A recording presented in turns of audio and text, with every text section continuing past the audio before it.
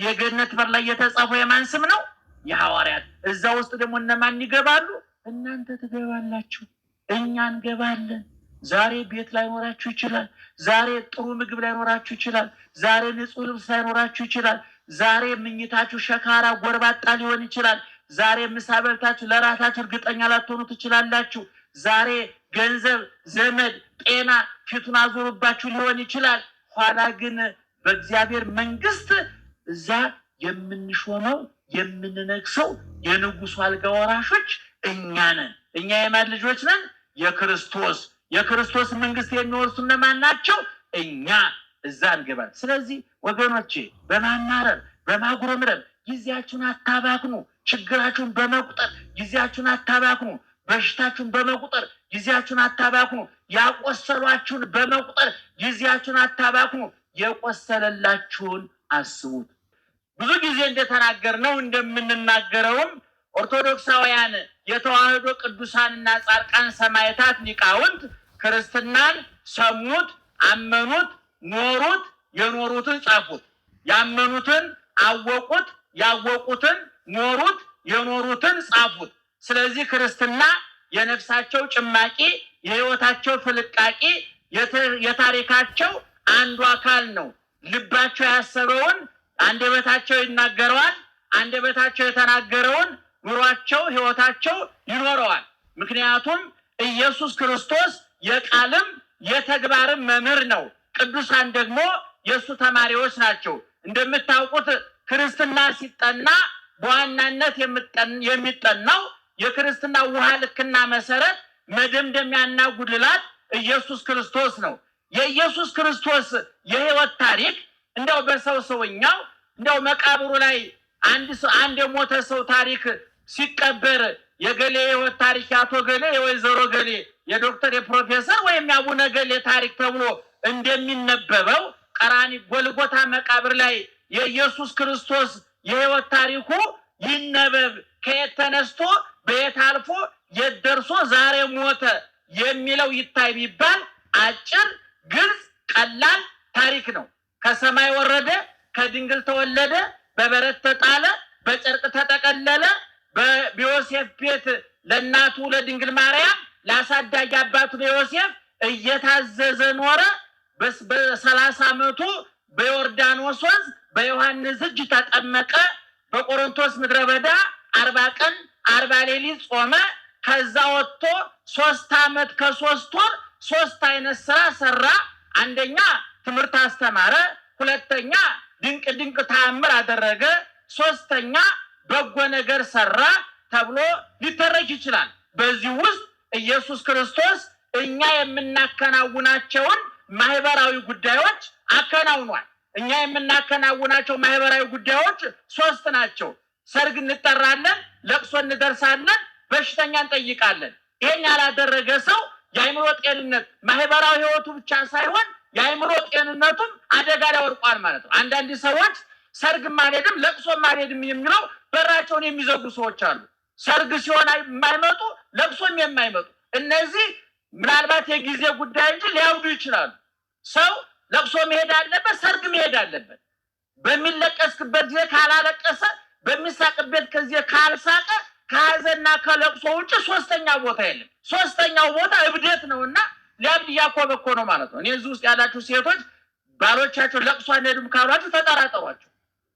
አቋርጦ ሊያብዱ ይችላሉ። እውነቴን ነው የምላችሁ።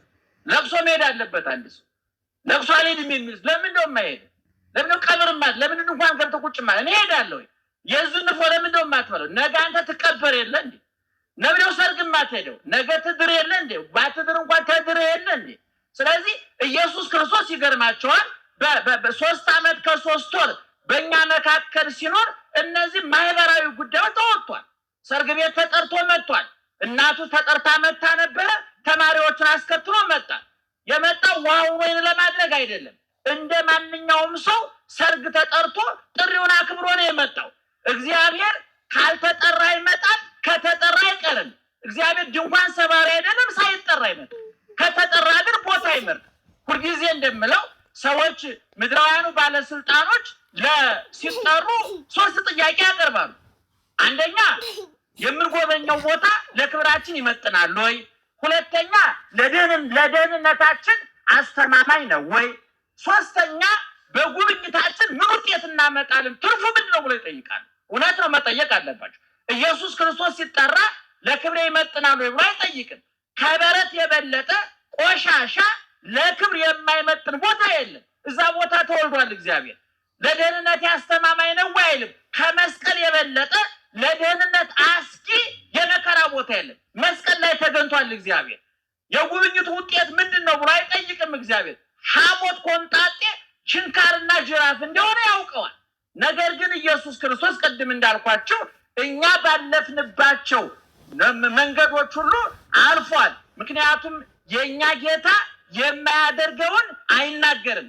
እንደምታውቁት ምድራውያን ባለስልጣኖች በተሽከርካሪ ወንበር በለስላሳ ምንጣፍ ቁጭ ብለው ሸካራ ትእዛዝ ይሰጣሉ። በተሽከርካሪ ወንበር ቁጭ ብለው የሚሽከረከር መመሪያ ይሰጣሉ። የማያደርጉትን ያሸክማሉ፣ የማይፈጽሙትን ያዛሉ። የእኛ ጌታ ግን እግዚአብሔር ተዋጊ ነው፣ ስሙም እግዚአብሔር ነው። እግዚአብሔር ከሰማይ ወረደ፣ ከድንግል ተወለደ እና ገብርኤልን ሚካኤልን ሂዱ አድኗቸው አላለም። እነ ኢሳያስ እነ ኤርሚያስን ተሰቀሉላቸው አላለም። አድርጉ ነው ያለው። እየሰማችሁ ነው? አድርጉ ነው ያለው። ፈጽሙ ነው ያለው እና ሐዋርያትም ቅድም እንደተናገርኩት በዚሁ መንገድ ነው ያለፉት። እንደ ፈጣሪያቸው ናቸው። ተመሰሉ ኪያየ በከመ አነ እትመሰሎ ለክርስቶስ። ሐዋርያው ቅዱስ ጳውሎስ በአንደኛ ቆሮንቶስ ምዕራፍ 11 ላይ እኔ በሉ እስኪ ጮክ ብላችሁ እስኪ ኧረ ጮክ ብላችሁ ክርስቶስን እንደመሰልኩ እናንተም እኔን ምሰሉ። እሱ ማንን ይመስላል?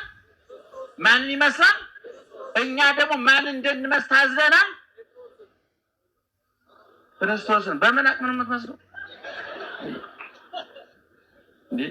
አልሰማችሁኝ? ነቅታችሁ ስሙን። እኔ ማንን እመስላለሁ አለ ቅዱስ ጳውሎስ። እሺ እናንተ ደግሞ ማንን ምሰሉ አለ? ማንን? ቅዱስ ጳውሎስን። አሁን ይሄን እኔም ሰባኪ ነኝ ለስሙ አይደለም። እኔን ምሰሉ ብዬ አልናገርም። ስቀሩ ቢሆንስ፣ ተደባደቡ ቢሆንስ፣ አመንዝሩ ቢሆንስ፣ ዋሹ ቅጠፉ ቢሆንስ፣ ቅዱሳን አባቶቻችን ግን የደረሱበትን ደረጃ ስለሚያውቁት አፋቸውን ሞልተው ማንን ምሰሉ ይላሉ? እኔን ምሰሉ ይላሉ። እና ቅድም እንደተናገሩት ኢየሱስ ክርስቶስ ከተወለደበት እስከሚያርግበት ጊዜ ድረስ ያለው የህይወት ታሪኩ እዚህ ቦታ በላ፣ ጠጣ፣ ተደሰተ፣ ተዝናና ተብሎ አልተጻፈለትም። ምናልባት ለባህሪው አይስማማውም ብቻ ብለን የምናልፈው አይደለም። ነገር ግን የትም ቦታ እንዲያውም ታላቁ ሊቅ ዮሐንስ አፈወርቅ መነኮሳት አባቶቻችን ሲያስተምር ይላል ኦ መነኮስ ባይቴ ሰማይከ ከመሳሐቀ ክርስቶስ። አንተ መነኮስ ክርስቶስ በቀራንዮ ላይ ራሱ ላይ የደፋውን የሾህ አክሊል ምሳሌ የሆነውን ቆብ የደፋ የለበሰውን ቀሚስ የለበስ የተገረፈውን ግርፋት የምታስታውሰን አንተ መነኩሴ መነኮስ አሰምተህ የምትስቀው ክርስቶስ ሳቀ ተብሎ ተጽፏል ይላል። ኢየሱስ ክርስቶስ ተደሰተ ተብሎ ተጽፏል። እኛ በሚገባን ቋንቋ እኛ በምንረዳው በስፋት 3 ጊዜ ተጽፏል። ኢየሱስ ክርስቶስ 3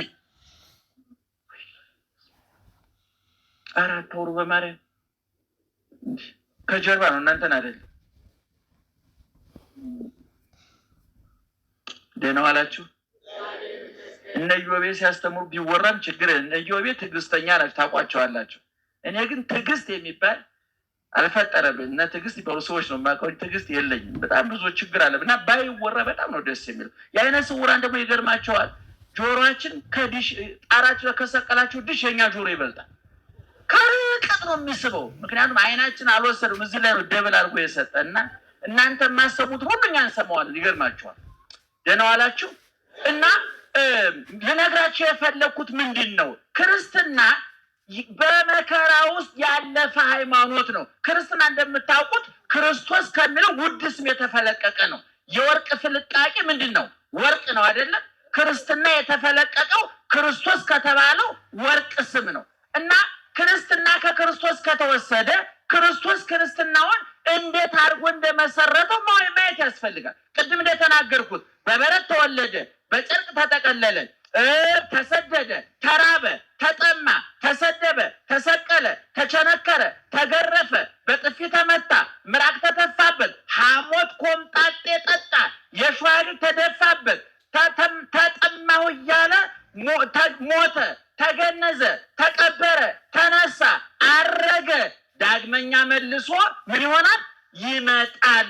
አሁን በዚህ ታሪክ ውስጥ ነው። በዚህ ታሪክ ውስጥ ብርን፣ ወርቅን፣ መብልን፣ መጠጥን፣ ሹመትን፣ ቅንጦትን፣ ተርላን፣ ደስታን የሚመለከት ነገር ጠቅሰናል። በዚህ ውስጥ አልጠቀስም። ስለዚህ ቅዱስ ጴጥሮስ እየነገረን ያለው ምንድን ነው? አኀዊነ ኢታንክርዋ ለእንተ ትመጽአክሙ መከራ ከመዘነኪር ግብ ዘይከውን ብክሙ። ወንድሞች ሆይ መከራ ሲደርስባችሁ አታርንቁ፣ አታርንቁ። መከራው በእናንተ የተጀመረ አይደለም። ከእናንተ በፊት ክርስትናውን የመሰረተው ክርስቶስ እጸድቅ አይል ጻድቅ፣ እቀደስ አይል ቅዱስ፣ እሾም አይል ሹም፣ ሁሉ ሞልቶ የተረፈው ጌታችን እሱ በበረት ከመወለድ ጀምሮ በባዶ መቃብር እስከ መቀበር ድረስ መከራ ተቀብሏል። ስለዚህ እናንተ የሚደርስባችሁን መከራ አታርንቁት፣ ከመከራው ይልቅ ውጤቱን አድንቁ አለ። ደህና ዋላችሁ። እመቤታችን ታውቃላችሁ ጸሎት አላት በሉቃስ ወንጌል ውስጥ። ቅዱስ ሉቃስ እመቤታችን የዘመረችውን መዝሙር የዘመረችውን ዝማሬ የብሉይ ኪዳን ዕውቀቷን በደንብ አድርጎ ጽፎላታል። በሉቃስ ወንጌል ምዕራፍ 1 ቁጥር 37 ጀምሮ ስታነቡ በዚህ ውስጥ ምንድነው ማርያምን ማለች ብለ ምንድነው የምንለው? ነፍሴ እግዚአብሔርን ምን ታደርገዋለች? ታከብረዋለች። ቀጥሎስ መንፈሴም በአምላኬና በመድኃኒቴ ምን ታደርጋለች? ሐሴት ታደርጋለች። ተፈስሐ ደስ ተሰኘ፣ ተሐሴ ደስ ተሰኘ። በግዕዝ ሐሴት ማለት ይህ በልቶ ጠጥቶ ለብሶ ተሹሞ ተሽሮ ተኝቶ ተነስቶ የሚገኘው ደስታ አይደለም። የኛ ደስታ ታውቁታላችሁ። ቀን ምሳ በልተን ደስ ይለናል። ከአንድ ከሁለት ሰዓት በኋላ ወዳችን ባዶ ቀርቶ ሐዘን ያመጣል። የዛ ዓለም መጠጡ፣ ምግቡ፣ ሹመቱ፣ ሽልማቱ ሁሉም ነገር ያልፋል። አይተነዋል። እውነቱን ለመናገር ዛሬ እንዝናና ብላችሁ ወደ አንድ ቦታ ብትሄዱ ያንን ቦታ እስከምታዩ ድረስ ትቸኩላላችሁ። ካያችሁት በኋላ ግን ትሰለቹታላችሁ። ምክንያቱም መዝናናት ማለት አዲስ ነገር ማድረግ ማለት ሳይሆን አንድን ነገር መቀየር ማለት ነው። ለምሳሌ አንድ አውሮፕላን አብራሪ ፓይለት ለመዝናናት ምንድነው የሚያደርገው? ወይ ባጃጅ ነገር ወይ ጋሪ ነገር። ለምን ታምር እኮ የለው። ዘወትር ዝታቻለው ትልቅ ሆቴል አለ አይደል? እዛ ውስጥ የሚሰራ ሰራተኛ ለመዝናናት እኮ እዛ ይመጣል። ሌላ ቦታ ነው የሚሄደው። ሁልጊዜ መዝናናት እኛ ማርነቅ ስለምንወድ መጨነቅ ስለምንወድ እንጂ አዲስ ነገር የለውም። ስለዚህ ኢየሱስ ክርስቶስ የነገረን ምንድን ነው? እናንተ ለመከራ የተዘጋጃችሁ ሁኑ።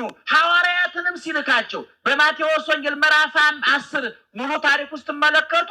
ወጸውዖሙ ለአሰርቶ ክሌቱ ሐዋርያት ይልና 12ቱን ሐዋርያት ጠራቸው ይላል። ጠርቶ ወሀቦሙ መንፈሰ ስልጣን ሰጣቸው። ዲበ መናፍስት ርኩሳን አጋንንት ርኩሳን መናፍስትን ያስወጡ ዘንድ ሙት አስነሱ፣ ድዊ ፈውሱ፣ ለምጽ አንጹ፣ ዓይን አብሩ ብሎ ሹመት ሰጣቸውና ቁጥር 16 ላይ መብታቸውን ዘርዝሮ ከጨረሰ በኋላ የማቴዎስ ወንጌል ምዕራፍ 10 ቁጥር 1 እስከ 10 ነው። ስልጣናቸውን ማድረግ የሚችሉትን ነገር ሁሉ ነገራቸውና ቁጥር 16 ላይ ምን አለ? ወናሁ እፌነወክሙ ከመ አባግዕ ማእከለ ተኩላት፣ በበጎች መካከል እንደ ተኩላ በበጎች መካከል እልካችኋለሁ። ተኩላ አለ፣ እናንተ በጎች ናችሁ ብሎ ነገራቸው ኢየሱስ ክርስቶስ። ይሄ ራሱ ያሳለፈው ህይወት ነው። ቅድም እንደተናገርኩት በበረት ተወለደ፣ በጨርቅ ተጠቀለለ፣ ራበው፣ ጠማው፣ ተሰደደ፣ መከራ ተቀበለ። ለሐዋርያት ያዘዛቸው በእሱ ያልሆነውን ነገር አይደለም፣ እሱ ያለፈበትን ነው። እና ቅዱስ ጴጥሮስ ክርስቶስም ለምዕመናኑ ለክርስቲያኖች የሚነግራቸው ወንድሞች ሆይ ፈተና ይመጣል እንደ እሳት ወርቅ በእሳት እንዲፈተን እንዲነጥር እናንተንም የሚያነጥራችሁ የሚያጠራችሁ የሚያሳምራችሁ ከክርስቶስ ከሐዋርያት ጋር አንድ የሚያደርጋችሁ ለሰማያዊ ሹመትና መንግስት የሚያዘጋጃችሁ መከራ በመካከላችሁ ይሆናል። ነገር ግን መከራውን በማድነቅ በመሰጠት አትሽሹ፣ መከራውን ተጋፈጡት ነው ያለው። እንግዲህ ዛሬ ታውቃላችሁ ብዙ ክርስቲያን የሚያየው ጎረቤቱን የሚያየው ጓደኛውን የሚያየው የተገነቡትን ፎቆች የሚያየው የእሱ ጎረቤት የሚነዳውን መኪና የለበሰውን ሱፍ የሚዝናናበትን ቦታ ስለዛ ነው መረጃ የሚሰበስበው። አሁን እዚህ ውስጥ ያለን ክርስቲያኖች እንደው በጣም ይቅርታ ይደረግልኝና ስለ አሜሪካ ካለን መረጃና ስለ መንግስተ ሰማያት ካለን መረጃ የትኛው ይበልጣል? እስኪ ንገሩት ለማናል።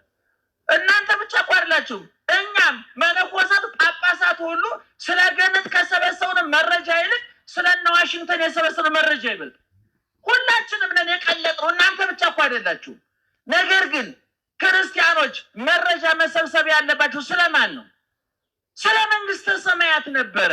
መንግስተ ሰማያት ምን አይነት እንደሆነች እኮ በዮሐንስ ራእይ ምዕራፍ 21 ሙሉ ታሪኳ ተጽፏል። የከተማው ውበት ዛሬ ወግል ብታደርጉ አንድ ዩቲዩብ ውስጥ ብትገቡ ስለ አሜሪካ ከተሞች፣ ስለ አውሮፓ ከተሞች፣ ስለ ጥራታቸው፣ ስለ ውበታቸው፣ ስለ መዝናኛቸው፣ ስለ ተሟላላቸው የኑሮ መለኪያ መመዘኛ ብዙ መረጃ ይሰጣል። ስለ ቻይና ከተሞች ብዙ መረጃ ይሰጣል። መጽሐፍ ቅዱስ ግን የሚነግረን ስለ መንግስተ ሰማያት ነው። በዚህ በዮሐንስ ራእይ ምዕራፍ 21 ላይ ስትመለከቱ ወንጌላዊ ዮሐንስ የመልአክ አስጎብኝ ተሰጥቶት፣ አስጎብኙ ልብ አድርጉ መልአክ ነው። ዛሬ አክሱም ስትሄዱ፣ ላሊበላ ስትሄዱ፣ አንዳንድ ትልልቅ የታሪክ ቦታዎች ስትሄዱ አስጎብኞች ይመደቡላቸዋል። አንዳንዱ አስጎብኝ ከእናንተ የተሻለ መረጃ የሌለው ትዝ ያለውን የሚያወራል። አንዳንድ ጊዜ ትዝ ምንም ያላነበበ ስለሚያስጎበኘው ምንም መረጃ የሌለው አይን ስላለው ብቻ። አንዳንድ ጊዜ በቴሌቪዥን ኳስ ስትከታተሉ እነዚህ በሬዲዮ ኳስ የሚያስተላልፉ ሰዎች አሉ። አንዳንዶቹ አይን ስላላቸው ብቻ ነው ኳስ የሚያስተላልፉት። ምንም እውቀት ያላቸው ያስታውቃሉ። መቼም እገሌው ኳስ ይዞ ወደዛ እየሄደ ብሎ ለመናገር አይን እንጂ እውቀት አይጠይቅም አይደል? እና አሁን አያችሁ ዮሐንስን እያስጎበኘው ያለው አስጎብኝ ተብሎ እግዚአብሔር የመደበለት ለዮሐንስ ምንድነው? መልአክን የመደበለት እና ዮሐንስ መንግስተ ሰማያትን እየዞራየ ጣዕመ መንግስተ ሰማያትን ተድላ መንግስተ ሰማያትን የመንግስተ ሰማያትን ጣዕሟን ደስታዋን እየዞረ ጎበኝ። ወዳው ከዛ አውጥቶ ደግሞ ገሃነመ እሳትን እያዞረ አስጎበኘው መልአኩ። ከዛ በኋላ ዮሐንስ ወደ መሬት ተመልሶ ወደኛ ተመልሶ ስለ መንግስተ ሰማያት ውበት መረጃ አስቀመጠልን። ይህች መንግስት ምን አይነት ቤት ናት? 12 በር አላት ይላል። ስንት በር አላት? ጮክ ብላችሁ ንገሩኝ። 12 በር አላት። በሩ 12 መሆኑ ብቻ አይግረማችሁ። 12 ሁሉ በር ከምን የተሰራ መሰላችሁ? ከአልማዝ ከዕንቁ የተሰራ። ዛሬ አልማዝና ዕንቁ እዚህ ውስጥ እርግጠኛ ነኝ ያለው ሰው የለም። እውነቱን ለመናገር እንደ ትልልቆቹ ሰዎችም እንደው አርቲፊሻሉን ያገኙት መደበኛው አልማዝ መደበኛው ዕንቁ እንዲህ በቀላሉ አይገኝም። መንግስተ ሰማያት ግን በሮቿ የተሰሩት ከምንድነው ይላል? ከዕንቁ ከአልማዝ የተሰራ። እንደገና የከተማይቱ ይሄ ወለሉ አስፋልቱ ዙሪያውን አደባባዩ የምታዩት ከንጹህ ወርቅ የአስፋልቱ የምትረግጡት እኮ ነው። ምዕመናን አስፋልት መኪና የሚነዳበት ማለት እኮ ነው። ንጹህ ወርቅ ነው። ያ የመንግስተ ሰማያት ወለሏ አስፋልቷ አደባባይዋ ከንጹህ ወርቅ የተሰራ ነው። ሶስተኛ መንግስተ ሰማያት እያርብ ፀሐይኪ ወይጸልም ወርቂ ብሎ በኢሳይያስ እንደተናገረ ፀሐይ ጨረቃ የሌሉባት ክረምት በጋ የማይፈራረቅባት ቀን ሌሊት የሌለባት ወይትፈቅድ ፀሐይ ወወርሃ ከመያብረው ላቲ ፀሐይና ጨረቃ ያበሩላት ዘንድ የማትሻ። እንዴት ደስ ይላል ምዕመናን! ዛሬ የኤሌክትሪክ ዋጋ ምን ያህል እንደሆነ ታውቃላችሁ? ለዛውም ሲመጣ እኮ ነው አይደል? ለዛውም ከመጣም ቢመጣም ችግር ነው። ዋጋው ብዙ ስለሆነ ቢቀርም መከራው ጨለማ ስለሆነ ሁለቱም አደጋ ነው። ውሃውን ታውቃላችሁ? ቢመጣ የደፈረሰ ውሃ ነው፣ ቢቀርም እንደው ቧንቧው ራሱ ውሃ ጠምቶ ደርቋል። ይገርማችኋል። ታውቁታላችሁ በየቤቱ እንደው ኢትዮጵያውያን እንደው በሳይንስ መመዘኛ እኔ አንዳንድ ጊዜ ሳይንስ ስላመጋገብ የጻፈውን ስናነብ እንደው በእውነት የኢትዮጵያ ሕዝብ ቫይታሚን እግዚአብሔር ራሱ በእንቅልፉ ልቡ እያዋጠው የሚኖር እንጂ እንዳመጋገባችሁ የለንም እኮ። እኔ ሳይንሱ መረጃ በነገራችን ላይ ምዕመናን ስለማታገኙት ምግብ መረጃ ሰብስቡ። የብደት ዋዜማ ይሄ ነው። ስጋ ፕሮቲን አለው ብለን መሰብሰብ ያለብን እኪስ የስጋ መግዣ መኖሩን አረጋግጠን። አዛኝን ማርያም ነው የምላችሁ። ወተት መግዛት ካልቻልክ ወተት ካልሽየም ነው ምን አገባ ቢኖር ባይኖር የማታገኘው የብደት ዋዜማ ማለት የማያገኙትን ነገር መመኘት ነው። እየሰማችሁ ነው? እኔ አንድ ሰው ጤነኛ ሆኖ መኖር ከፈለገ 3 ነገር ማድረግ አለበት። አንደኛ በሌለው ነገር እቅድ አለመውጣት። ብዙ ሰው ክርስቲያኖች ገደል የሚገቡት በሌላቸው ነገር በጀት ይመድባሉ። በቃ በዚህ ወር መኪና ገዛለሁ። ሰውየው እኮ እንኳን መኪና ጫማ መግዣ እኮ የለው። ይሄ ሰውዬ በእርግጠኝነት በዚህ ወር በመኪና ሊገጭ ይችላል። እሱ በጀት አያስፈልገውም። ሰው በሌለው ነገር እቅድ አይወጣም። ሀገሮች እንኳን ለምሳሌ አሜሪካ የምትበጅተው በጀት እና የኛ ሀገር የምትበጅተው በጀት አንድ ነው እንዴ? ምናልባት አሜሪካ ለአንድ ፕሮጀክት የመደበችው በጀት ለኛ መንግስት የዓመት በጀት ሊሆን ይችላል። አይ ማን ከማን ያንሳል ብሎ እንደ አሜሪካ በጅታለው ካለ ምን ሊፈጠር እንደሚችል እግዚአብሔርም እኛም መንግስትም ያውቃል። ስለዚህ ሁልጊዜ እየሰማችሁ ነው፣ የጤነኝነት የሰላማዊ ኑሮ አንዱ መለኪያ በሌለ ነገር እቅድ አለመውጣት ነው። በሌላችሁ ነገር እቅድ አታውጡ። ስለሌላችሁ ነገር መረጃ አትሰብስቡ። እኔ ለምሳሌ አይነ ስውር ነኝ። ስዕል ለመሳል ምን ያስፈልጋል ብዬ ጠይቄ አላውቅም። ምን ያደርግልኝ? ለምን ነው የምጠይቀው? ምን ይሰራል? ስራል የማልሰራው ነገር ምን ያደርግልኛል? ሹፌር ብሆን አንድ ቀን ብዬ ተመኝቼ አላውቅም። ለምን ደግሞ ሆኖ አይነ ሳይሆን ደግሞ ሆኖ በሌላችሁ ነገር እቅድ አይወጣም። እየሰማችሁ ነው? በደንብ ስሙኝ። በትዳር ውስጥ ያላችሁ ባልና ሚስቶች ማታ ቁጭ ብላችሁ ስትወያዩ በደሞዛችሁ ልክ ነው እቅድ የሚወጣው። ብዙ ሰው ከአቅሙ በላይ እያቀደ ነው ከአቅሙ በታች እየኖረ ያለ እና አንዱ ከአቅም በላይ እቅድ አለማውጣት።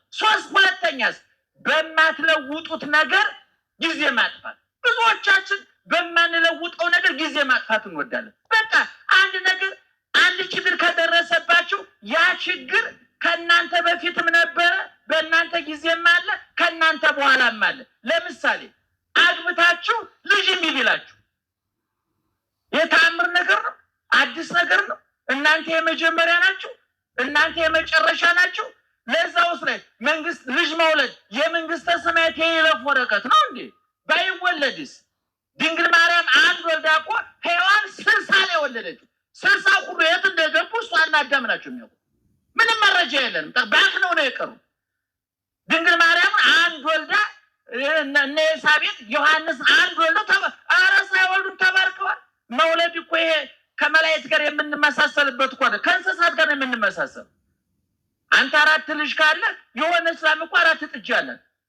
ምንም አንተ የሆነች በቃ 4 ልጅ ወልዳል። ምንም ተአምር የለውም። አንተ ጻድቅ ስለሆንክ አይደለም የወለድከው፣ ቅዱስ ስለሆንክ አይደለም የወለድከው። የሰው ዘር መቀጠል ስላለበት እግዚአብሔር ስለፈቀደ ነው። ስለዚህ እኔ አግብታችሁ ልጅ እምቢ ቢላችሁ ልጅ እምቢ ካል አማራጭ የለም ወይ? እየሰማችሁ ነው? አማራጭ የለም አለ አማራጭ። ስለዚህ እንደው ልጅ ቢኖረኝ አንድ እህት አሁን በህይወት የለችም፣ ነፍሷን ይማር፣ ከአብርሃም ከይስሐቅ ከይሁዳ ያሳርፍልን። እንደው ልጅ አልነበራትም እና መኪና ውስጥ አለች። አንዳንድ ጊዜ መኪና እየነዳው እንዲህ ከኋላ ዞር በይና መኪናሽ እኮ ካርሴት የለውም፣ የህፃናት ከኋላ የሚታሰሩበት ወንበር አለ አይደል? መኪና አንድ ቀን የህፃናት ወንበር ሳይታሰርበት እያለ ያሳስበኛል አለ። ሰይጣን መረጃ የሚሰጣችሁ ሊያሳብዳችሁ ሲፈልግ።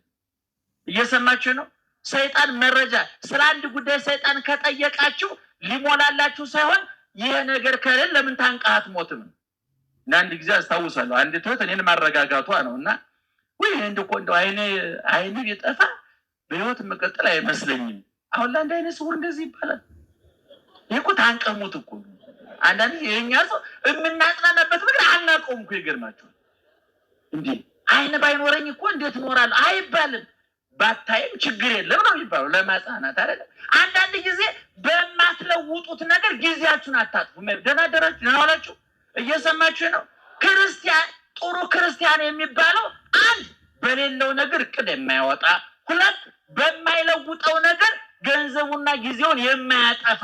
ትልቁ ችግር በማትለውጡት ነገር ጊዜያችሁና ገንዘባችሁን ታጠፉና የምትለውጡት ነገር ያመልጣችኋል። እየሰማችሁ ነው? ለምሳሌ አንድ ሰው ልጅ እምቢ ብለው አማራጩ ምንድነው? ሌላ ልጅ ማሳደግ ይቻላል፣ ሌላ በጎ ስራ መስራት ይቻላል። ሰይጣን ግን ሌላ ስራ እንዳይሰራ ምን ያደርገዋል? እዚህ ላይ ተቸክሮ እንዲቀር ያደርገዋል። ይህን እያኘከ ያላመጠ ተስፋ እንዲቆርጥ ያደርገዋል። ቅዱሳን አባቶቻችን ይህን አላደረጉ። ይጸልያሉ እንጂ አይሰለቹ እና በማይለውጡት ነገር ጊዜ አለማጠፍ። ሶስተኛው ካላችሁ ነገር ይልቅ የሌላችሁ ነገር እንደሚበልጥ አድርጎ ያሳያችኋል ሰይጣን። እየሰማችሁ ነው? ያላችሁን ነገር ያስረሳና የሌላችሁ ነገር ያስታውሳችኋል። ይሄ በጣም ትልቁ ማስረጃ አዳምና ሔዋን ናቸው። አዳምና ሔዋን የሚኖሩት በገነት ነበረ። ገነት አይብራራም፣ ዝም ብሎ ገነት ነው። ዛሬ እንኳን ለምለም ቦታ እንደው አበባ ያለበት ቦታ ንጹህ ቦታ ስናገኝ ምን ይመስላል የምንለው? ገነት ይመስላል። ለዚህ ነው አዳም ከገነት ከወጣ በኋላ እንባውን መቋቋም ያቃተው ገነትን በወሬና በመጽሐፍ ሳይሆን በኑሮ ስለሚያውቀው ነው። ይገርማል። ዋልቦቱ ለአዳም ካለ ህሊና ዘንበለ በካይላ ኢላ ኃጢአቱ። እግዚአብሔርን ያህል ጌታ ገነትን ያህል ቦታ አጥቼ ቀምሶት ስለሆነ የወጣው እንባውን ሊገታው አልቻለም፣ ልቡ ሊጽናናለት አልቻለም። እና አዳምና ሔዋን ገነት እየኖሩ እግዚአብሔር ጠዋት ማታ እየመጣ አዳም ደህና ዋል፣ ሔዋን እንዴት አመሸሽ እያለ እየጠየቃቸው ቅዱሳን መላእክት እንደ ቡና ጣጭ ጎረቤት ጠዋት ማታ እየጎበኟቸው ጭንቀት የሌለበት፣ የአየር ብክለት የሌለበት፣ መሰደድ መፈናቀል መራም መጠማት የሌለበት፣ ሹመት ሽረት፣ ሐዘን ደስታ፣ ጥጋብ ረሃብ የማይፈራረቅበት እግዚአብሔር የነገሰበትን ከተማ በነገሰበት ገነት እየኖሩ ሰይጣን መጥቶ ምንድን ያላቸው? ይሄ ሁሉ ነገር ከንቱ። ዋናው ትልቁ ምስጢር ያለው እዚች ጸበለሱ ላይ ነው አለ። ያ ጸበለስ እኮ ምእመና ብትበሉት አያወፍር፣ ሌላ ምንም አያመጣ። ሰይጣን ግን በበለሷ ተንጠልጥሎ እነሱን ከዛ እንደሚያስወጣቸው ያውቀዋል። በኋላ ሰይጣን ከዛ በፊት ያንን በለስ እኮ ሔዋን አይተዋለች፣ አዳም አይቶታል። ግን አላጤኑትም፣ አላስተዋሉትም። እግዚአብሔር ጋር ስለነበሩ ያላቸው በዝቶባቸው እያደነቁ ያንን ለማስተዋያ ጊዜ አልነበራቸውም። ሰይጣን መረጃውን ከሰጣቸው በኋላ ግን ሔዋን ቅጠሉ አምሮ ፍሬው ጣፍጦ ታያል። ከመሰናይ ፍሬው ለበሊ በቃ ውበት ጨምሮ ታያል። ሽታው ማረካል፣ መልኩ ማረካል። ጣዕሙ ሳትበላው አስጎመጃትና ያችን የማትበላ የበለስ ፍሬ በልተው እነሱም ከእግዚአብሔር ተገነጠሉ፣ እኛም እንገነጠሉ። ዛሬ እናንተ የደረሰባችሁ መከራ፣ ዓለሙ ላይ እየደረሰ ያለው መከራ፣ እኛም ላይ ያለው የደረሰው መከራ አዳምና ሔዋን ካላቸው ብዙ ነገር ይልቅ በሌላቸው ጥቂት ነገር ላይ በመንጠልጠል አቅልጠው የነሱ ነው። ስለዚህ ምእመናን እነዚህ ያላችሁ ነገር ብዙ ነው። ተኝታችሁ ተነስታችኋል። አይናቸው ያያል፣ ጆሮአችሁ ይሰማል፣ ደማችሁ እየተሰራጨ፣ ኩላሊታችሁ ጉበታችሁ እየሰራ ነው። መሽቶ እየነጋ ነው፣ እየተነፈስን ነው። ይሄ ተመስገን ብለን ይሄን እፎይ ብለን እንዳንተኛ ሰይጣን የመረጃ መዓት በማፍሰስ በጭንቅላታችን የኛን ትተን የሌላ ሰው እንድንመለከት በማድረግ ትዳራችን ያምሳል፣ ፖለቲካችን ያምሳል፣ ሃይማኖታችን ያምሳል፣ ቢሮአችንን ያምሳል፣ ሱቃችንን ያምሳል፣ ማህበራዊ ህይወታችንን ያመሰቃቅለዋል። ስለዚህ ሶስቱን ነገሮች ማጤን አለባችሁ። አንድ በሌላችሁ ነገር እቅድ አታውጡ። ሁለት በማትለውጡት ነገር ጊዜ ገንዘባችሁን አታጥፉ። ሶስት ካላችሁና ከሌላችሁ የቱ ይበልጣል? ንገሩኝ እስኪ። የቱ ይበልጣል? ያላችሁ ይበልጣል። ስለዚህ ዮሐንስ መንግስተ ሰማያትን እየዞረ መጥቶ ሲጽፍልን መንግስተ ሰማያት አንድ ክረምትና በጋ ሌሊትና ቀን የማይፈራረቅባት፣ ሁለት 12 በር ያላት 12 ሁሉ በሮቿ ከዕንቁ ከአልማዝ የተሰሩ፣ ሶስት ወለሉ ሜዳው አስፋልቱ አደባባዩ ከንጹህ ወርቅ የተሰራ፣ አራተኛ ፀሐይ ጨረቃ ከዋክብት የማይፈራረቁባት እግዚአብሔር ወቱ ብርሃና የከተማይቱ ብርሃን ማን ነው ይላል ዮሐንስ? ራሱ እግዚአብሔር ነው። የብርሃን ምንጭ የኃይል ምንጭ ፀሐይ ጨረቃ ከዋክብት ናቸው። ወይም ደግሞ ከውሃ ከነፋስ የሚገኝ ኤሌክትሪክ ነው።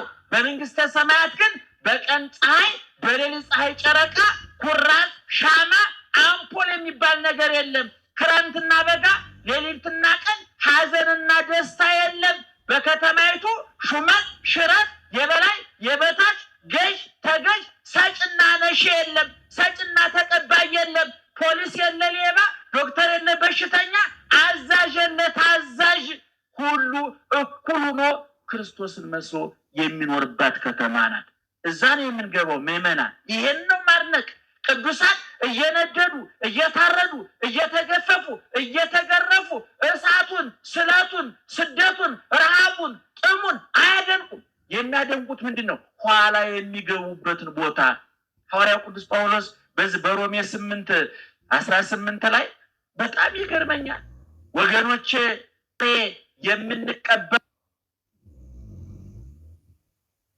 ሲመጣጠን ምንም እንዳልሆነ አስባለኋል።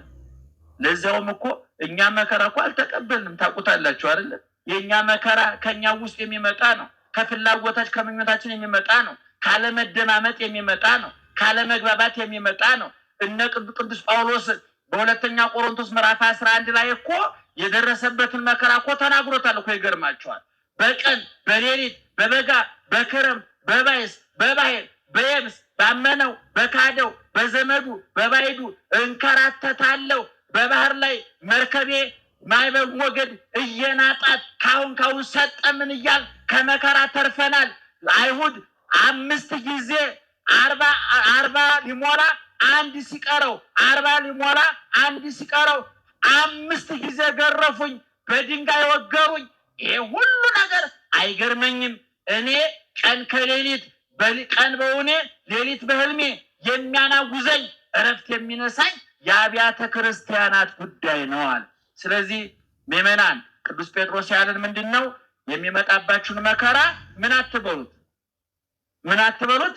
አታድንቁት። ከመከራው ይልቅ ምኑን አድንቁት ይላል? ውጤቱን አድንቁት።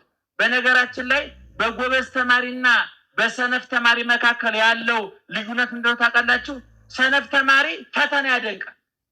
ሰነፍ ተማሪ ፈተና እንደሚወርቅ ስለሚያውቀው አስቀድሞ ምን ይላል? ቲቸር አይወዱኝም፣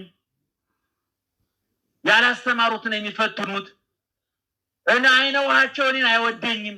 ስለዚህ አሁን አስቀድሞ እንደሚወርቅ ስለሚያውቀው የሚወርቅበትን ቦታ እየጎዘጎዘ ፈተናው ከባድ ነው፣ ትምህርቱ ከባድ ነው። ቲቸር ቅድም እንዳልኳችሁ ነው። ወንበሩ አይመቸኝም፣ ተማሪው ብዙ ነው ክፍል ውስጥ፣ ተማሪዎች ይመቀኙኛል፣ ተማሪዎች ራሱ አይተኙልኝም። ተማሪዎች ወረስተው ለጥ ብለው ተኝተው እያጠኑ እኮ ነው የራሳቸው ነው። ሰነፍ ተማሪ ፈተና ያደንቃል። ጀግና ተማሪ ግን ስለ መምህሩ አያወሳም፣ ስለ ክላሱ አያወሳም፣ ስለ ተማሪዎቹ አያወሳም፣ ስለ ትምህርቱ ክብደትና ቅለት አይናገርም። ጸጥ ብሎ ትምህርቱን ያጠናል። በፈተና ጊዜ ውጤቱን ያየዋል። ቅዱሳን ሐዋርያት ፈተና አድናቂ አይደሉም፣ ችግር አድናቂ አይደሉም፣ ረሃብ አድናቂ አይደሉም፣ ጥም አድናቂ አይደሉም፣ ስደት አድናቂ አይደሉም፣ ሰይፉን ስለቱን አድናቂ አይደሉም። የሚያደንቁት የተከፈለላቸውን ዋጋ ነው። ቅዱስ ጊዮርጊስ በሰይፍ እየታረደ በእሳት እየነደደ እየተፈጨ እየተቆላ ያ ሁሉ የመከራ ዶፍ እየወረደበት እንዲህ አለ፣ እፎ እይሄሊ ከመ አምላኬ ተሰቅለ ይበጸ መስቀል። እኔ ጸድቃለሁ ብዬ ነው፣ ገነት እገባለሁ ብዬ ነው፣ የዘላለም ሕይወት አገኛለሁ ብዬ ነው። ብታረድ እከብርበታለሁ፣ ብነድ እቀደስበታለሁ፣ ብገፈፍ ብገረፍ የብርሃን ልብስ እለብስበታለሁ። እኔ ብራብ ብጠማ የሕይወት እንጀራ የሕይወቷ እበላበታለሁ፣ እጠጣበታለሁ። እስር ቤት ልገባ መንግስተ ሰማያት እገባበታለሁ። የኔ ጌታ ቀራንዮ ላይ ያን ሁሉ ዋጋ የከፈለው ምን አገኛለሁ ብሎ ነው? እሱን አላስብም ወይ? ክርስቲያን ሁለት አይን ሊኖረው ይገባል። ደህና ዋላችሁ? ስንት አይን? ሁለት አይን ሊኖረው ይገባል።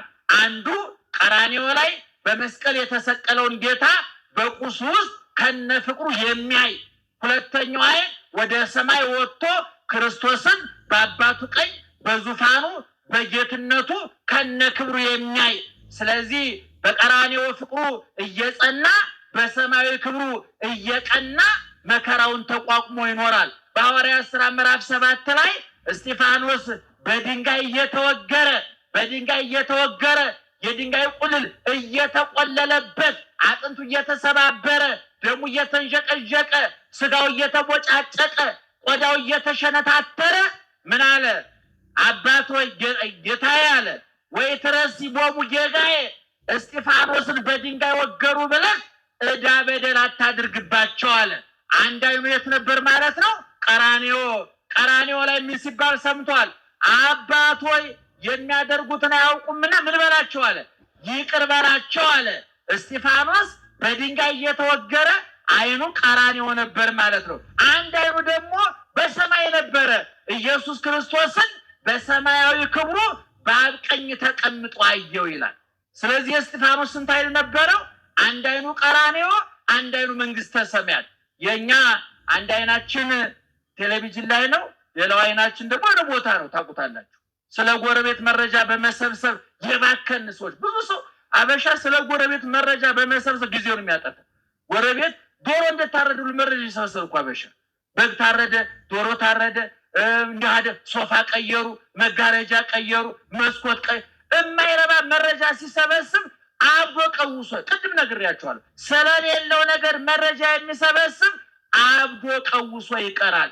እኛ መረጃ እንዲኖረን የታዘዝነው ስለማን ነው? ስለ መንግስተ ሰማያት። ወናሁ እዜነወክሙ ሐዲሰ ዜና፣ አዲስ ዜና እነግራችኋለሁ ተብሎ እንደተነገረ አዲሱ ዜና የመንግስተ ሰማያት ጉዳይ ነው። መንግስተ ሰማያት ስንት በር አላት ብያችኋለሁ? 12 በር። በሮቹ ከምን የተሰሩ ናቸው? ከአልማዝ ከዕንቁ። የከተማዋ አደባባይዋ ከምን የተሰራ ነው? ከንጹህ ወርቅ። ከተማዋ ፀሐይ፣ ጨረቃ፣ ከዋክብት አሉባት የሉባትም? ክረምትና በጋ አለ የለም? ሌሊትና ቀን አለ የለም? ሐዘንና ደስታ አለ የለም?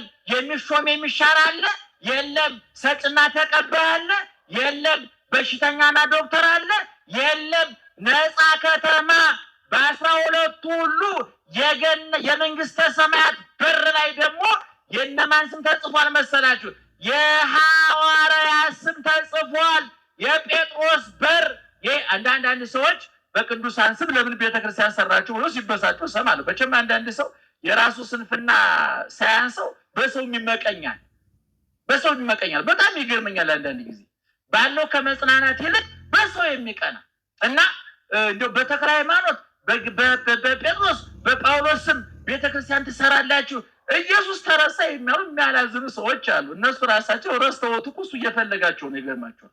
እና ነገር ግን መንግስተ ሰማያት ስንገባ በ12 ሁሉ በር ላይ የተጻፈው የማን ስም ነው? ጮክ ብላችሁ ንገሩ። የማን ስም ነው የተጻፈው? የኢየሱስ ስም ነው? የክርስቶስ ስም ነው? የሥላሴ ስም ነው? ለምን ተቀንጭቦ በር ላይ ይጻፍበታል? የሱ ስም ልባቸው ውስጥ ተጽፏል እኮ። ሁሉ የሱ አይደለም፣ ለምን ይቀነስበታል? ኢየሱስ ክርስቶስ እኮ በጣም ነው የሚገርመኝ። ወዳጆቹን አክባሪ፣ ትንሽ የደከሙለትን ብዙ የሚያከብር።